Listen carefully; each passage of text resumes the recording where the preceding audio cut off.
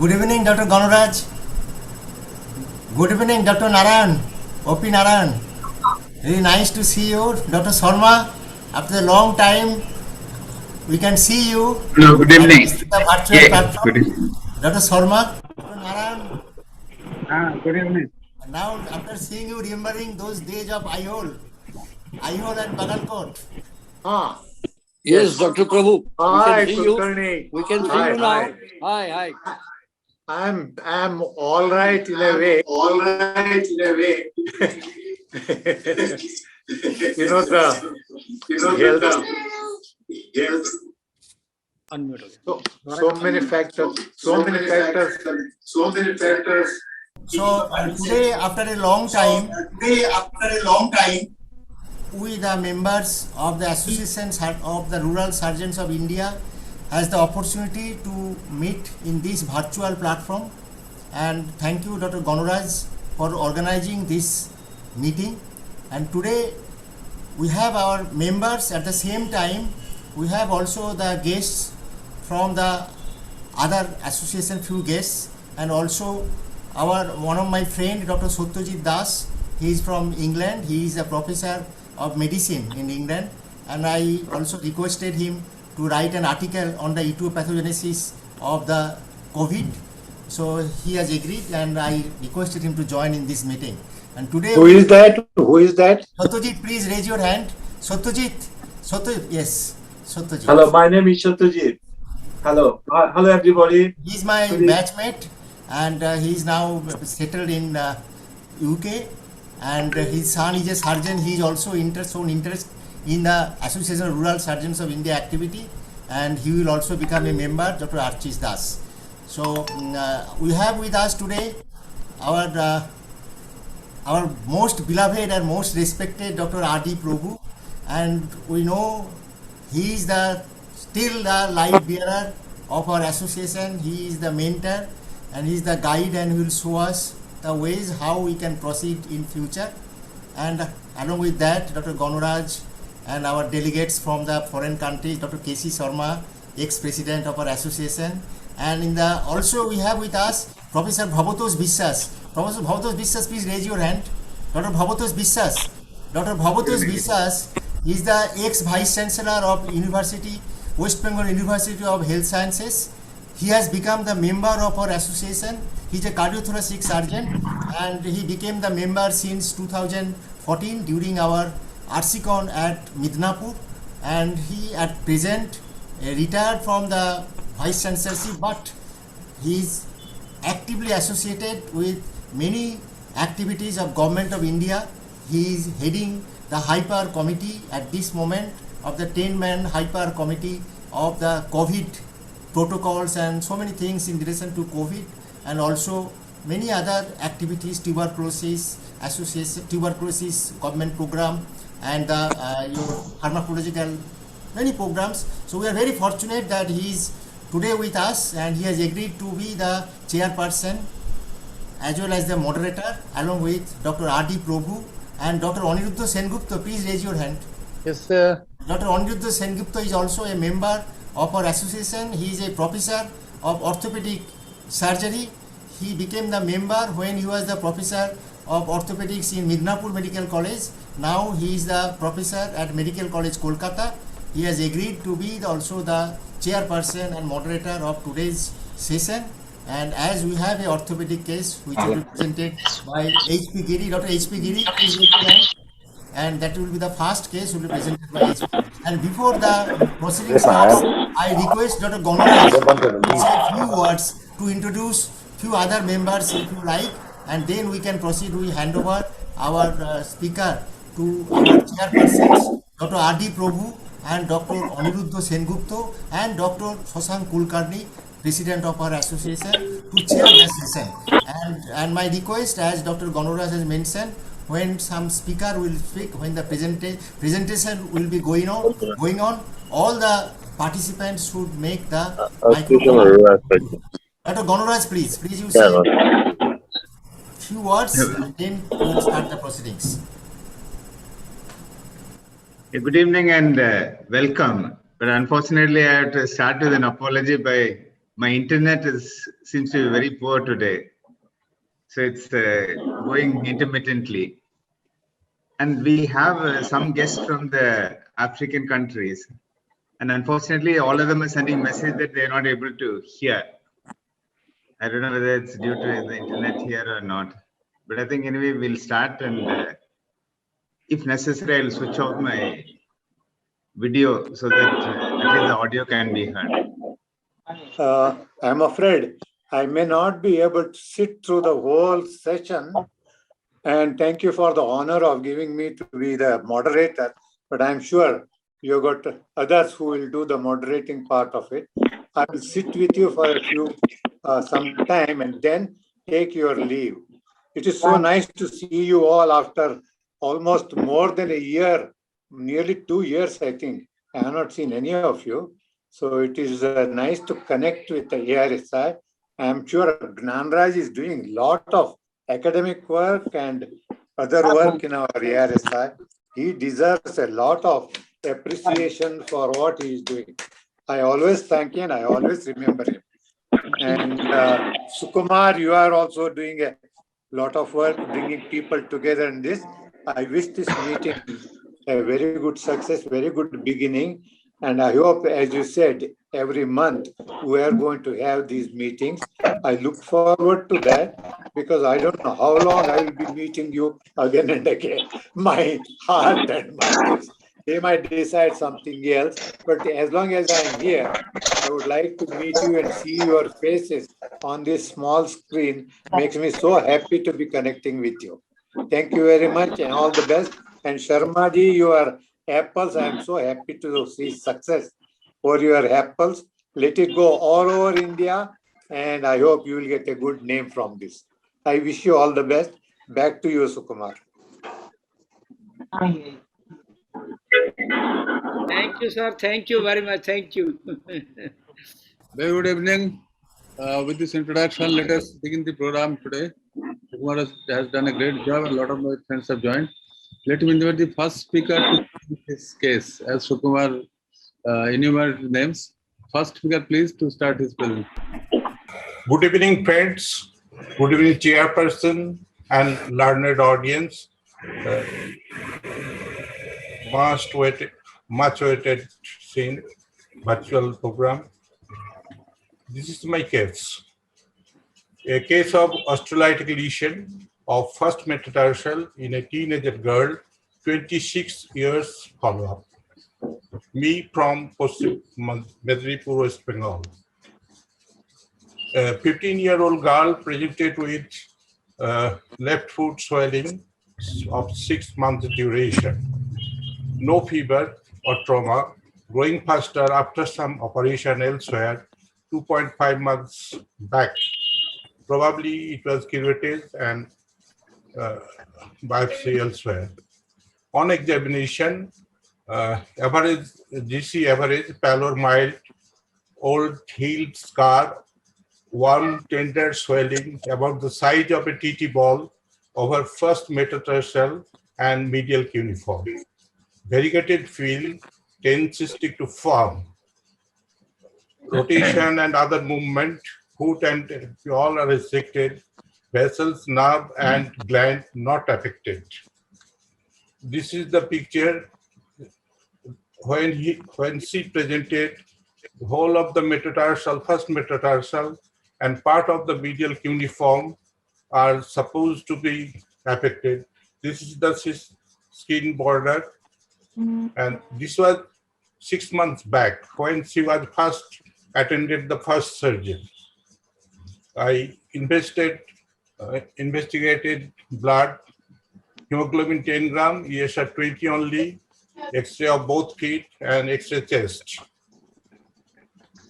This is normal side except foot, and this is chest X-ray. There is no any lesion or metastasis like that. About the DD, bone cyst, first bone cyst, aneurysmal bone cyst, Jansel tumor of the tendon cyst, Jansel tumor of bone, hemangioma, chronic osteomyelitis, tubercular osteomyelitis. there are so many things are coming in mind. Since bone are mostly affected, she came with this biopsy report. The features are of Jansel lesion consistent with aneurysmal bone cyst. The possibility of GCT of the bone considered in the DD, but the patient's age and site go against the diagnosis. And second report was section so histology of GCT, presumably tenosynovial origin. A radiological clinical collaboration is essential. What to do now? Recurettage and bone grafting or excision, reconstruction? If so, how much of excision and what would be the method of reconstruction? Literature, by the time it was done in 1995, literature was scanty at that time. What I did, I considered the standard excision and reconstruction, macroscopic finding property, raised range, stop globular mass arising from first metatarsal and medial cuneiform with extra compartmental lesion, whole mass with soft tissues removed, except the tendon, vessels, and nerves. Reconstruction done with 3 fibular graft from the same site by fusing navicular and first phalanx, fixed by K wire, followed by plaster cast, and after removal of the stitch, she was on rest and crutch walking with plaster, below knee plaster. She was allowed to walk non-weight bearing till 15 weeks. After that, partial weight bearing was started, and full weight bearing after 11 months. This is the post-op, the final biopsy from 2 sides, 2 labs. This was first GCT of bone grade 2. And here is also GCT of grade 2. Sorry. This is the postoperative X-ray. This is navicular, and this is the first phalanx. This is the fibula fixed.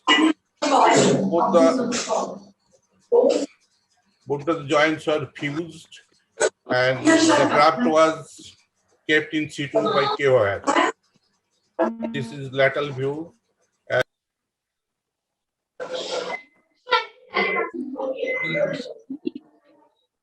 Can you listen to me?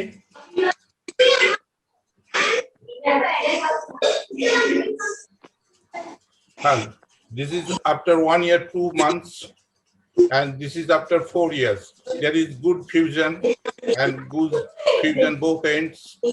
The metallic canal is persisting, so there is good take-up of the graft. This is after 13 years. Sorry. This is after 13 years. She, at the 13 years, she got some aching pain in the great toe metatarsal area for foot due to overuse of the foot in stairs. Our building was under construction, that's why she had to move up and down. That's why some stress fracture developed. This is the healing of the stress fractures. MRI done, there was no recurrence at that time. This is the healing. The both metallic canal is persisting, and this is the callus formation like spindle. This is after 19 years, 6 months.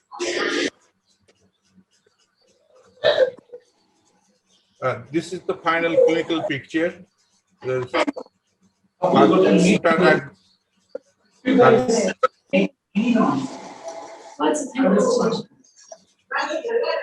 is the food, and this is the final outcome or movement are good, and she is doing fine. This is about 26 years from the operation. There is no recurrence, no food problem, and now she is doing fine. Discussion: GCT constitutes 5% of primary bone tumors. It is locally malignant and may recur. Commonly, ends of mature long bones are affected. Short long bones are not spared also. Skeletally mature bones are rarely affected, 5 to 7%. Average is 10.5%, but incidentally, local recurrence, infection, and metastasis is high in teenager group. Metatarsal GCT invading medial cuneiform is still rare. Only that time 51 cases were reported. No literature guidance is available as to the management and reconstruction at that time. Metatarsal GCT, particularly in teenagers, is rare tumor. It has recurred, spreaded to adjacent bone after first curatives and curatives. GCT should be ruled out in oscillation of the foot,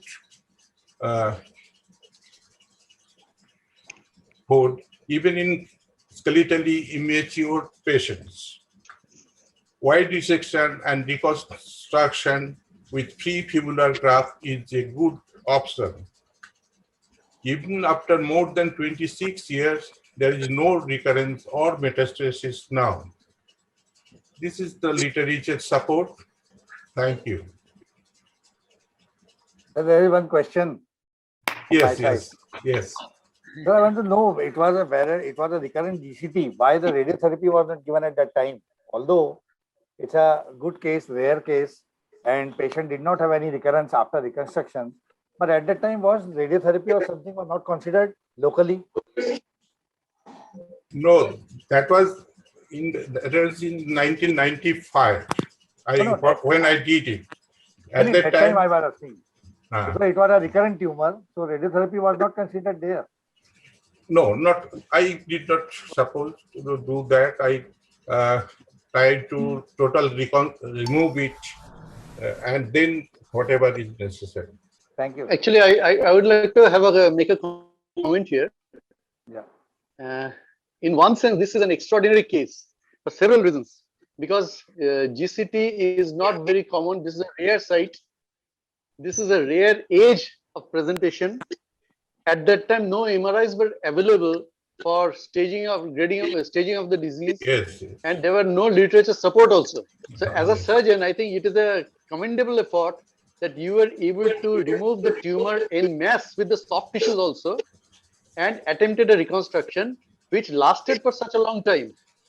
In fact, these tumors are very notorious for recurrences, especially on these stages where there is extensive soft tissue involvement. So I must presume that your soft tissue dissection and excision of the entire tumor mass with the cuff was very satisfactory.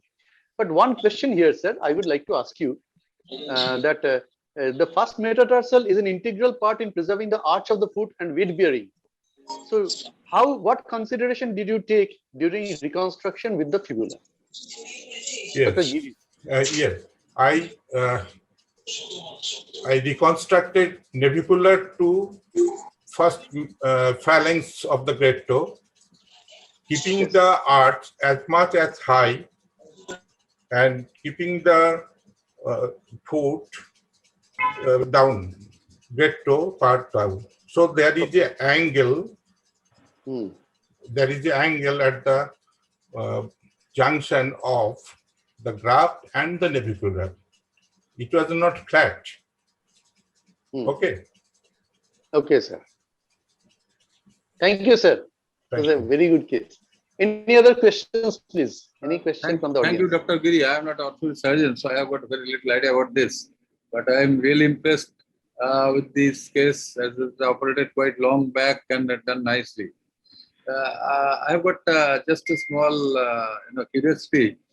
What is the current standard protocol of therapy of such cases? As I learned, this is a rare case.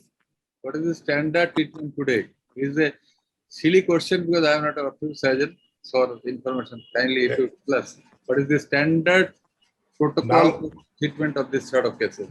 Keeping in Today- mind that arts and etc. Today, since it is a recurrence with short period and spreading tremendously within 2.5 months. So in this era, we should go first for radiotherapy or chemotherapy, then we start for operation. So I have a humble observation here. That is that if nowadays good investigations are available. Yes. So if the MRI suggests that the tumor is located within the compartment, it Right. is always good to go in for a resection and reconstruction, even if it is a Right. recurrence case. Right. And Yes. I'd like to say at that time I got radiotherapy is a usually for cases where it is non-resectable. For example, in the spine or in the scapular. yes. Just one comment I'd like to give. Even though, because the tumor was locally recurred again, and it has a potential for recurrence, it is a locally invasive tumor, we must give radiotherapy. Nowadays, a new protocol is there. We must give local radiotherapy to the case, post-operatively, in that cases. One point in this particular patient, the first operation probably was not done in a specialized center. Right. Where the excision was in the form of probably biopsy. It was an incomplete excision. And probably Uritic. for that Yes. reason it recurred. And osteoblastoma, a giant cell tumor by itself is malignant potentiality is minimum, particularly when it is at a younger age. In older age, the probably only than other can say, when it is happening in a older age, the propensity for malignant conversion is much more than when it is in young age. Yes, sir. Sure, The first sir. operation was not done by a specialist. It was done outside and It was an incomplete operation. incomplete operation. Really right. For that it recurred. Dr. Satyajit, you like to comment? I'm not very confident in asking questions to surgeons because I'm a physician. So, but if I'm allowed to ask any question, I personally would worry about radiotherapy because in a teenage girl, avoiding radiotherapy would be my option for any treatment procedures. But in this case, if you have a guideline and you are confident and comfortable in offering radiotherapy, that's a different situation. But as a physician, I like to avoid radiotherapy, particularly in a teenage girl. It might be That is my a ignorance. I don't know. That is a valuable input, sir. I personally think Dr. Giri did an excellent job. Although I'm a physician, I hardly seen any giant cell tumor, but I learned something. And thank you very much, Dr. Giri. You did an excellent job. Thank you. Thank you. I think it's quite interesting that even though we are a group of rural surgeons, we are talking about MRI and radiotherapy. So I'm going to talk, which is something which is very much feasible or possible in rural areas. So whenever somebody thinks of a specialty like urology, people always imagine it's a very expensive or highly specialized specialty, which needs quite a lot of investigations and both for diagnosis and for treatment. So I'm here to convince you that it is not so. It is possible to do urology even in very, very remote areas. So I'm going to talk about a few of the investigations which are possible in these rural areas. So the background is that we have gone through the OPD statistics of many rural hospitals. both mission hospitals and some government hospitals, some rural areas. And he found that consistently about 5 to 6% of any OPD have urology problems. And if you're able to treat with simple things, more than half of them can be quite comfortably managed in rural areas. So what are the investigations which are available, or small or minimal treatment which anybody can learn to do in rural areas? So first I'll start with something which is very simple, does not involve any cost other than for training. So what we do is we train either one male and one female nurse to observe the patient passing urine. Especially in rural areas, we travel quite a bit. In some of the areas in Northeast, there are so many languages. In fact, in Nagaland, every village has a different language. In the hospital I was working in Assam, we had 20, 30 different languages.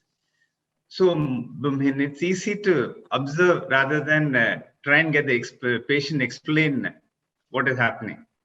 Because a lot of simple things like hesitancy, the stream, whether they have intermittency, and what happens when they're straining, whether the stream improves or decreases with the straining, and hematuria, all these can be observed just by watching the patient pass urine. So this usually happens even before the patient comes to the doctor. And then urine is another just simple examination of urine under microscope can give a lot of information, whether there are any pus cells, whether blood cells, and if you're able to centrifuge it, if you have someone who can examine it under microscope, can tell you whether there's malignancy and bacteria and so on. And then lab tests, most of these lab tests again, except for maybe culture, is available in most of the rural areas. We'd like to know whether there is upper tract infection. Things like ESR, C-reactive protein, total and differential count, and about renal functions. Simple tests like creatinine available even in any of the rural hospitals. And if you are dealing with stones, only thing which is of sort of importance to you is whether there is uric acid stone and whether X-rays, there any radiolucent stones can be seen. But apart from this, we don't really need any of those expensive things. And the most important investigation is a good KUB X-ray, plain X-ray. If you know how to read the X-ray, and if you have a good technician who can take a good X-ray, is sufficient for most of the patients.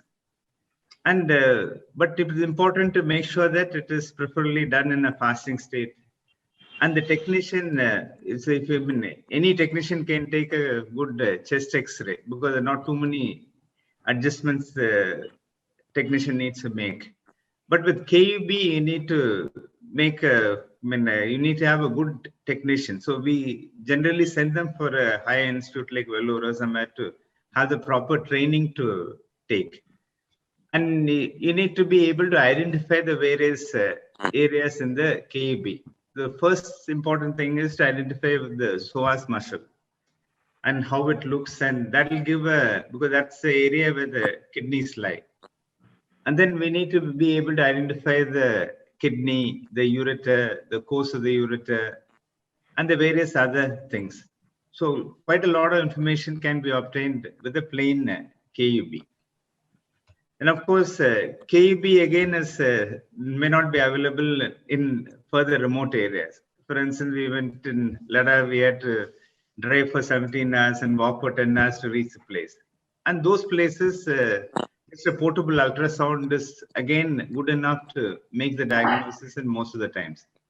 We can see renal stones, bladder stones, the hydronephrosis. It's good to have a look at the post-void residue. Then again, renal stones or cysts and bladder tumors. All this are possible to identify with the ultrasound. So these things are definitely easily available and most of us are aware. But then what people might not be aware is that what we call cystometrogram, or in plain English, it's called bladder pressure studies. These are urodynamic studies. When we were training, the CMC bought the first machine, which cost 27 lakhs. But then almost the same information can be obtained with a simple method of doing it, because this will help explain many of the lower urinary tract symptoms that the patient has. It'll help you to diagnose neurovesical dysfunction, or if there is any bladder outflow obstruction, or there is incontinence. And a lot of intelligent decisions regarding treatment can be obtained if you're able to do the cystometrogram. So in the standard cystometrogram, what happens is that you have pressure sensors. So there is one catheter inside the bladder which senses the pressure inside the bladder. And the pressure inside the bladder is actually a combination of the detrusor pressure which the bladder muscles exert and the abdominal pressure which is superimposed. Then there is a sensor in the rectum. So this there is a computer which subtracts the total pressure which the transducer in the bladder records and the rectal pressure, so that it gives only the detrusor pressure. So and you get a proper computerized tracing, and that is a need you need to pay for the whole equipment, which is quite expensive. But in the rural areas, what we can do is we can do the same information if we intelligently perform the test. You need to start with antibiotic prophylaxis and clean and drape as for surgery, because we don't want to introduce an infection. And all that is necessary to infant feeding tubes and 2 IV tubes. So instead of the pressure sensor, what we do is we use IV tubing as a manometer. And you should make sure that the zero is at the level of the pubic symphysis before you start. And also make the patient cough and make sure that fluid fills IV tubing, and you can see the movement of the water level there. So you do the procedure by asking the patient to empty the bladder first, and then pass these 2 infant feeding tubes. One is actually used for filling the bladder and the other for measuring the pressure. Here, when the standard machines, of course, you don't have to bother because there is a rectal transducer and automatically gives the pressure. Here, the person who is doing the procedure has to observe the patient, because you can easily find out if the patient is straining. And also, you should not blindly record the findings, because if there's coughing or the patient is straining, the pressure will go up and immediately come down because it's a voluntary muscle contraction. On the other hand, if the detrusor contracts, especially if there is unstable contraction, the pressure will go up slowly and then come down slowly. So you need to be able to differentiate whether it's a detrusor contraction or the muscle contraction. And again, when you're looking at the maximum voiding pressure, which helps in treatment of bladder outflow obstruction or BPH, again, you need to be able to differentiate the abdominal component and the actual detrusor component. Once this is done, this can actually mean we have a simple way of recording. And of course, the sensations is similar, whether you do with the expensive urodynamic machine or with this.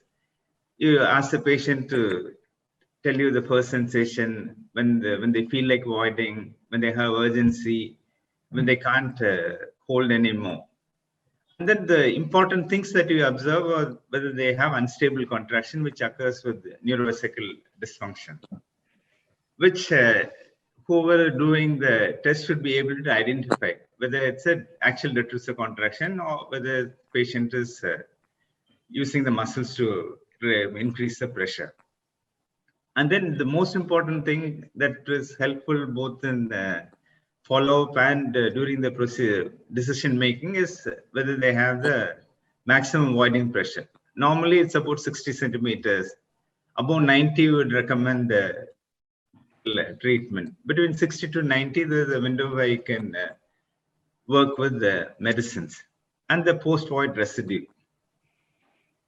And after that, then we have most important diagnostic thing which you can do is the scope piece. If you have a cystoscope in the urethra, you can find starting with the meatus, any stenosis, any strictures, any stones. And then you can also have a look at the prostate to decide whether it is obstructive, whether it's a bilobar obstructive prostate or trilobar prostate, and whether there's any malignancy in the prostate. And then cystoscopy can give quite a lot of information, whether there's any tumors as seen in the picture, whether it's cystitis, stones, tuberculosis, whether the diverticulum, whether it's the BVF, ureteroceles, reflex, blood clots. So all these things are possible.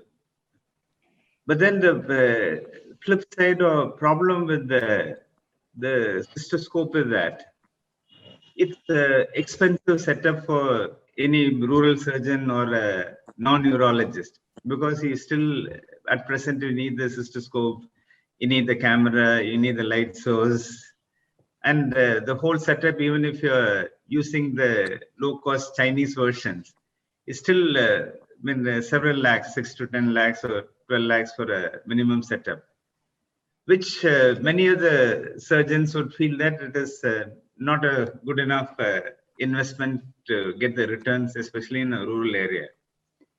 So that's recently we have come up with what we call the laptop, where we replace the telescope with the endoscopic camera. So this can be connected directly to the laptop or a normal cell phone. And if you're using a normal cell phone, you can use a Google Chromecast to transfer the pictures to the television. And here, when everything is, you don't need any other external power supply, because the laptop gives the power supply for the camera and for the light source. And recording is also easily possible in this, because you can record it in the laptop. And if you connect through Zoom meeting, the urologist from a remote location can also have a look at it and supervise. During the first pandemic, we had the rural surgeons whom we are training. They did quite a lot of procedures with the Zoom supervision, because all they need is can do these procedures. They only need a little bit of guidance. So now this costs less than 50,000 rupees. And it's easy for any of the rural surgeons to have the scope and start doing urology procedures. And more than half of the urology patient that you'll see in any ordinary OPD could be wisely managed, because only if we learn to do just a simple procedure called DJ stenting. So these are the investigations which are possible in rural areas and would help you to wisely treat more than half the urology patient, which will translate to about 3% of the patients that you're seeing in rural areas. Thank you. Very good. Very good. Well presented. Very well presented.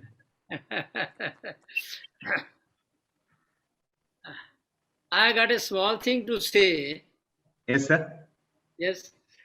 You see what happens, the most common problem is in urology, in rural area, is the retention of urine, whatever is the cause. And during those days, we'd had a lot of difficulties on facing all that and seeing the results. As you know, I don't have slides, but I'll show you like this. Can you see it? Can you see it all? We can see it, but not very clear though. Yes, that's not right.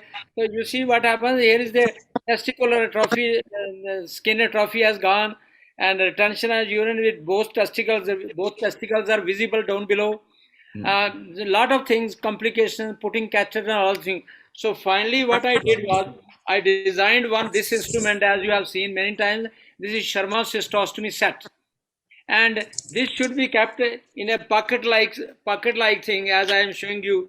It is like this, small instrument, and can be used easily. The first problem is to relieve the retention, and suprapubically, this instrument can be used very easily. no problem, kept in the pocket, take it out, sterilize it and push it suprapubically, it goes inside along with the, if you don't have a catheter, use the feeding tube, children feeding tube one, or you use this drip set tube. So both the things are used and successfully removed the this and then relieve the patient immediately. That is in the every odd hours.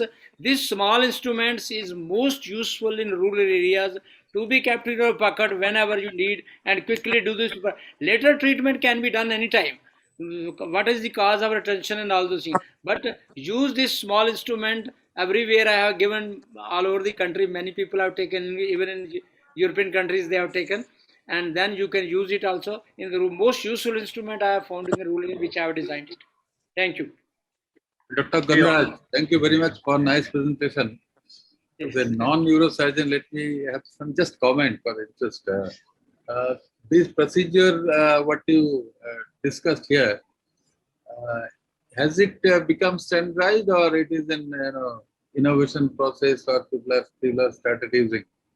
No, we have been doing it for more than 2 decades, and we have a lot of publications and it's urodynamic study you're talking about. Wide use. Other people have started learning where there is a simple process what I learned. So is it, has it become popular and getting used across the country or no? See, there are a lot of surgeons. I mean, I think we have Dr. Seliu also with us from Nigeria. Mm-hmm. So there are a lot of places they have started using the urodynamic studies for deciding. But this laptop cystoscope, it is a recent one.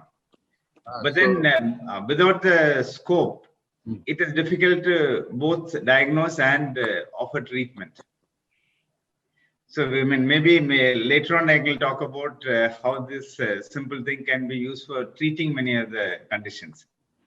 Even if it is prostate, if you're able to vaporize a little bit of the prostate tissue and make a passage, that is sufficient.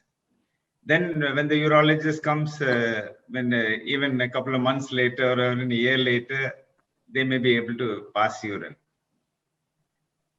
So, and it has been published in many of the international journals also. So I study is a good innovation. So it must be popularized in rural areas. That will be of great help. Thank you very much for presenting this. Dr. Ganraj. Yes, sir. Very nicely presented as usual.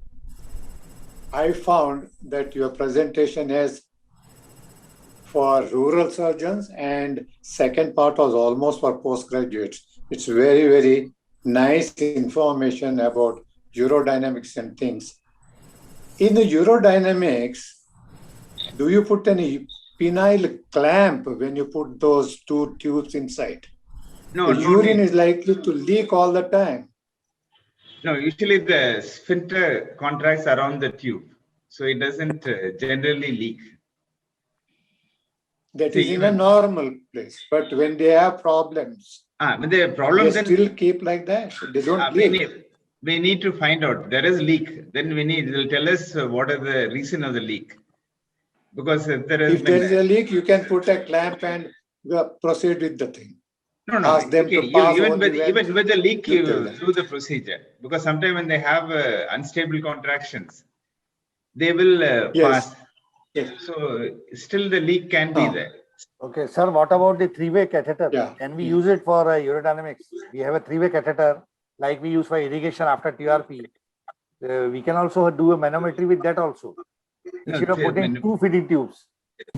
No, we have tried that, but somehow the pressures, it doesn't work well. No, because there are 2 channels. No? One is for irrigation. There are 2 channels. One for filling up. But then here when you put 2 separate tubes, both goes to different areas. So here the same this thing, and also it's a small opening through which it goes again. Somehow we are not comfortable with we tried. And the other thing is the cost. 3 ways catheters are more expensive. And that is okay. Does Dr. Javale have any gadgets for your this investigation? Cheaper replacements? Our member Javale who has so many different here I think he's not there on the line. Then, Yeah. He's not there. He may today. not be on the line. Does he have the equipment? I think. No, he's becoming. Gyanraj No, he is, might be doing. No, not for urology. He has only Urology for doesn't. laparoscopy. Yeah. He has for I see. laparoscopy, not for urology. It is only Dr. Okay. Gyanraj's Right. domain. He is doing it for rural urology. Excellent. He's doing excellently well. Doing come training, both the things. Okay. I think Dr. Maiti should start presentation, sir. Doctor, It's already late. Dr. Methi, on the part of the Dr. Methi. Association of Rural Surgeons of India, we are very fortunate to see very renowned innovators like Dr. K.C. Sharma, Dr. Dowley, and then so many innovations are being done by Gyanraj himself. Dr. Sukumar also does. Dr. Methi, if you permit me, I will take your leave. Okay, sir. Thank you, sir. Thank you very much, and Please it has stay in been the very next nice meeting also. connecting Please stay with you. us in the next meeting. Good also. experience. Thank you, sir. Yes, I Thank will you, do sir. that. Thank you. Thank you, sir. God bless you all. Okay. Thank you, sir. Thank you. Thank you. Maiti, sir, you can please start, sir. Okay, sir. Yeah. Is my screen visible? It's visible, sir. Yes, visible, nicely visible. Please go ahead. So within few minutes, I am just trying to show the few slides to share my experience and feeling in managing this type of cases, which in our student days and when we were house surgeons, when we were postgraduate students in the early part of our surgical career also, this type of patient when we used to see, we were very much afraid how we will proceed. Most of the time, these cases where it is proved to be a hemangioma, as it is not a solid swelling, as it is compressible, and nowadays we can confirm this swelling by color Doppler study, that there is good feeling that it confirms it is hemangioma and compressible. So in the previous days, it was being managed either by sclerotherapy or by excision. Those were the two options available mainly, and then we can see there are evolution in the management of these cases, and rather a revolution has occurred in the management of these cases by the medical treatment. We see that initially the steroid therapy came, and our house subsidy period, during our RMO period, we used to inject steroid, Kenacort like that within this hemangioma, but nowadays we need not give any sclerotherapy or by injection of steroid into the lesion. Sometimes we used to apply the surface steroids. By now the oral steroids has taken the chief role in managing these cases, and oral therapy in the dose of 2 milligram per kg body weight, and that is given in a tapering type for 1 month period. Gradually the dose is tapered, an interval of 5 or 6 days is given, then the cycle is started. 3 or 4 cycles are given, and then it can be stopped for a period, and then the cycle can be started, and the result is excellent. But steroids have some complications like the Cushing's type of lesions, and also the hypertension. In some patients may have the raised blood sugar level, but frankly speaking, the complications of the steroid in a low tapering dose is almost never seen in these small children. But yet there is some complication, particularly the puffiness of the face. We have seen in some of the cases the stoppage of the therapy for few weeks can reduce that puffiness. But nowadays the propranolol, the beta blocker, has taken the lead role in the management of this lesion, and we have seen a wonderful result with the therapy. And what I do, and many of the pediatricians do, that they combine the steroid and the propranolol initially, both of them in a dose of 2 to 3 milligram per kg body weight, and later we continue with the propranolol only, not the steroid. Just see the few slides.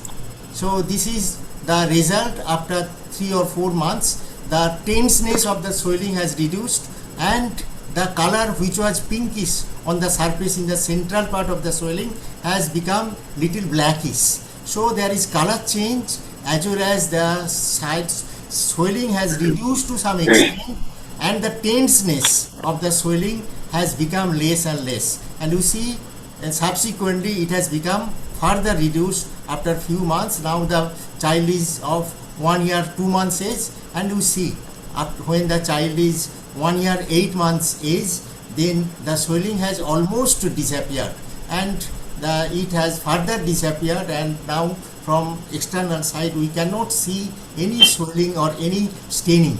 In some patients, a black pigmentation remains, but that disappears with age. This is one case. Just I am showing another case. That see the result. This case had a mixed component. There was on the surface there was capillary component, and the major component was the cavernous or the venous component. So it works well both in capillary as well as the venous component.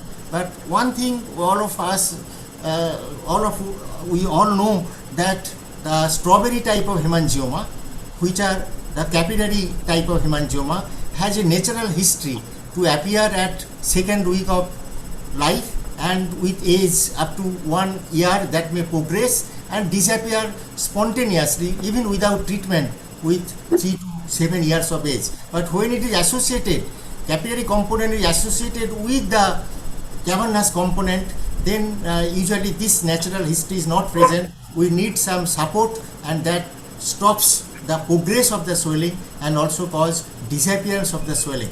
This is another case where the strawberry component is the only component, and here the cavernous component is almost nil, and this type of lesion we term as infantile hemangioma or juvenile hemangioma.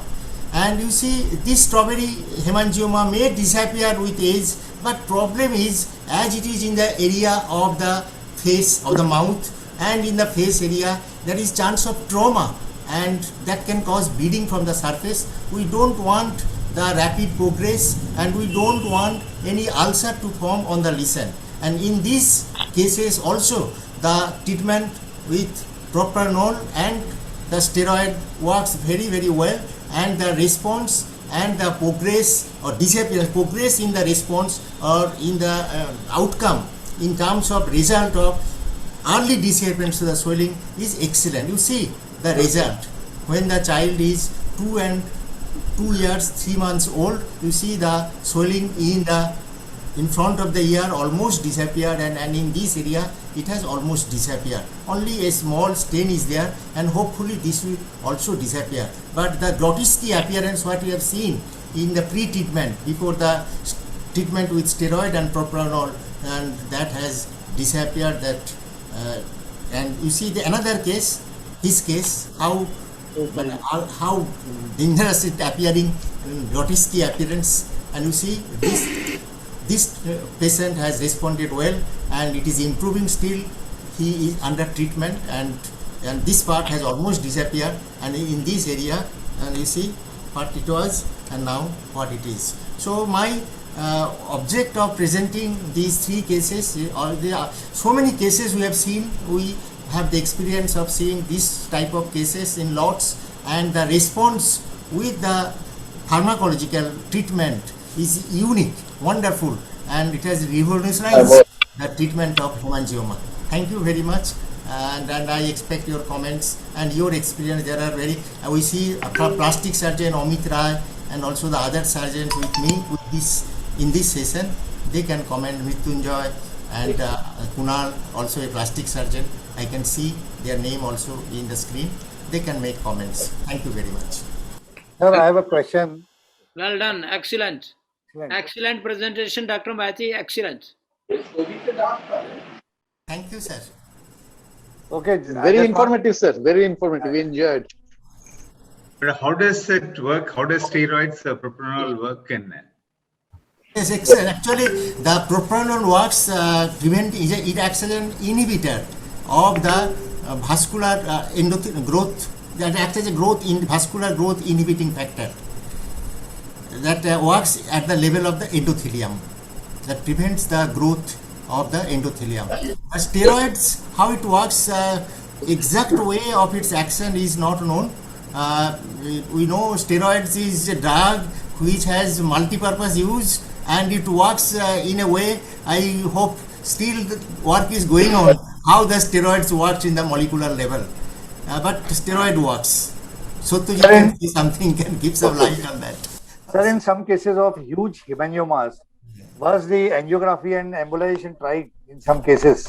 Okay, this patient actually is a cavernous type hemangioma. If we can prove that it is a arteriovenous hemangioma, that is a arterial feeding component, in that case the steroid will not work.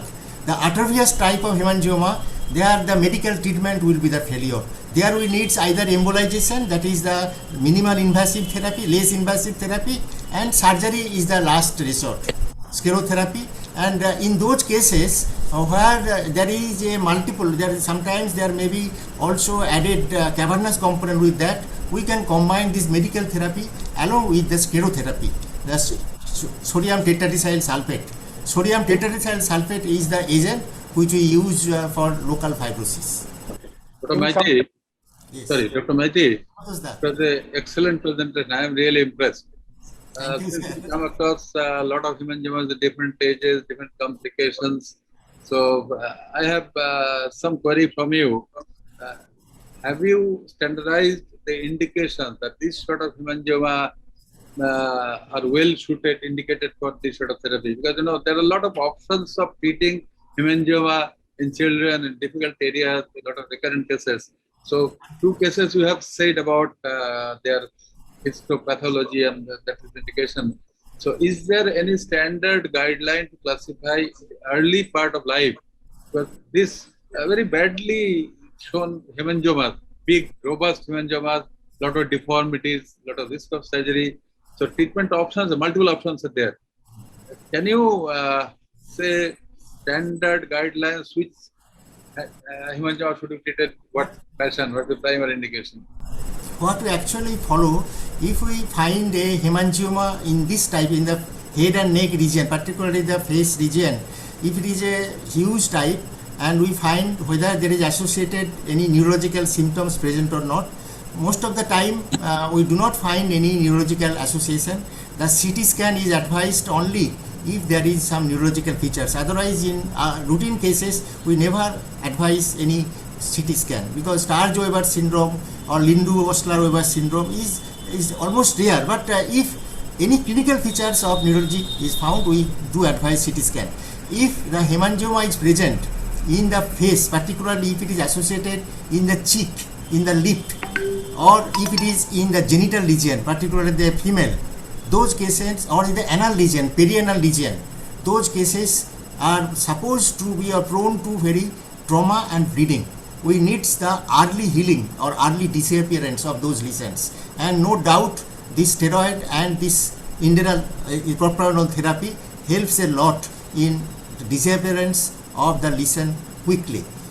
And we avoid the treatment in a small lesion, this medical therapy in small lesions, and if it is not in an area, present not in area which is being traumatized. For example, in the trunk, that area we usually avoid, we hope for the natural history of cure of the lesion.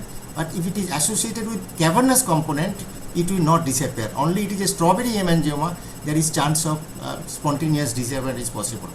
But for a large strawberry hemangioma, always we prefer this. আমার ভিডিওটা আসছে না কেন? Am I clear? I don't know.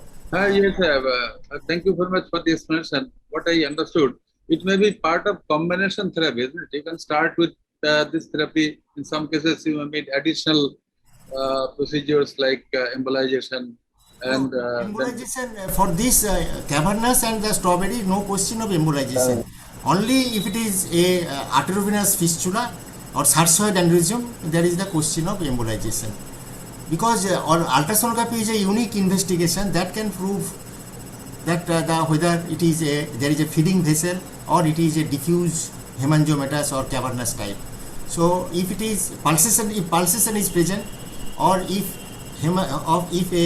your ultrasonography proves there is a feeding vessel present, it is arterial, there is arterial component, only then we consider for the embolization or surgical therapy. Do you like to continue for longer time, or in recurrent small phases, maybe 2 weeks and gap and 2 weeks, or will continue for a longer period? Usually we do it in phased manner. After 5 or 6 months, we stop both of them. Continuously for 5 months. Five or Daily six- dose for 5 months. 5 or 6 months. Okay, then I stop. Then stop it. Or sometimes what we do, according to the seriousness or size of the swelling, we stop the steroid, but continue with the propranolol. Propranolol in this minimum dose had the minimum side effect, almost no side effect. But only problem with the propranolol therapy is that propranolol drop in the form of drop or liquid is not available in my region, or we have to use the tablet. So that is just crushed into powder, and that is given with honey. So what I understand, you recommend to continue. If there is no complication, you recommend to continue for a longer period. That is the message you want to transmit. Yes. Thank you very much.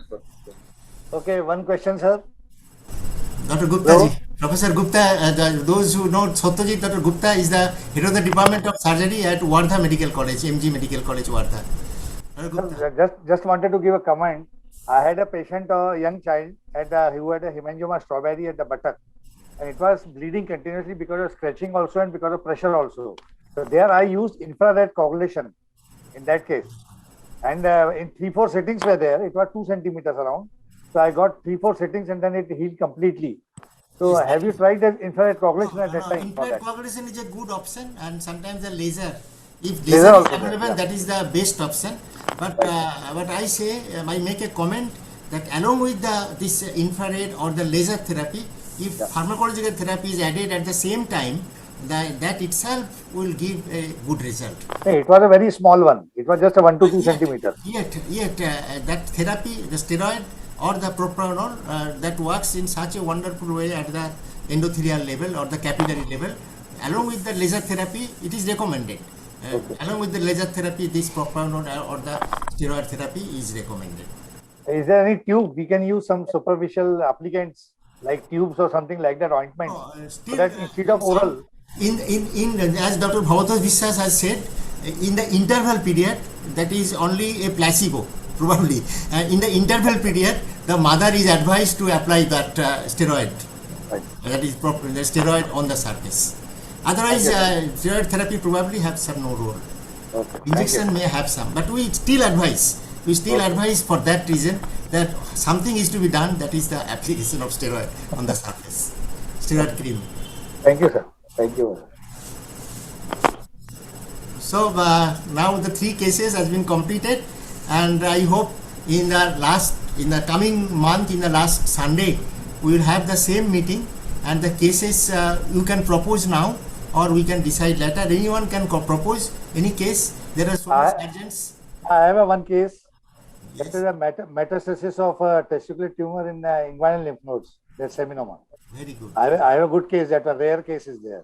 Okay, Dr. Gupta will present a case. Any other case? By We'll let you know. Subsequently, we'll inform you. Okay. By By meet or by your group. Actually, we are trying to collect the email addresses of all our members. This time, I could not communicate with many of the members. We have only in our record only email address of 126 members. But many of the email has rebound. So I should take some time find out their exact or correct email address, and I request the members, please collect the email addresses of all the members in your area, so that we can make a complete list and make a good communication amongst ourselves. So Bhavatos, will you present one case? Yes, And, I will. Yes, I'll find out something. Our case from the African countries, we expect one case from you or your experience. Dr. Saliu, will you present one? Dr. Saliu, please unmute your microphone. Dr. Kumar, Yes. I think maybe interesting. Like congenital lobar emphysema, young babies present with serious sexual distress, and there is a case which with some training may be manageable by general surgeons or urologists. They're not very difficult, but once it is diagnosed can be done. Otherwise, you are going to lose the patient. So, case of congenital lobar emphysema, we get not too infrequent, not very frequent, but very life-saving emergency patient. Dr. Ganoraj, congenital local Ganoraj, emphysema. Dr. Ganoraj, or Dr. Sharma, may I request you to communicate with our another cardiothoracic surgeon who is doing, Madam Ratna, Madam someone is doing the excellent job, cardiothoracic surgeon in Tamil Nadu. He is working extremely well. She is working in the rural areas, and I will try to. This time he actually responded, but she could not present. So next time I hope she will also join us, as Dr. Bhabatosh Biswas, Professor Biswas is presenting a case. Okay, so 2 cases is confirmed. Any 1 or 2, 4 cases? So okay. other meetings I have 2-3 cases, but at the next meetings I subsequently will present. I have few CA series there. I'll do that. And as Dr. Ganoraj has also said that if more and more interest we can create, then we can organize the meeting every 15 days interval also. I think 1 month is enough. 1 month is enough. So Yeah. most of That is you are again- very busy person. We are very lucky that all of you could be brought in this meeting in spite of your very busy schedule.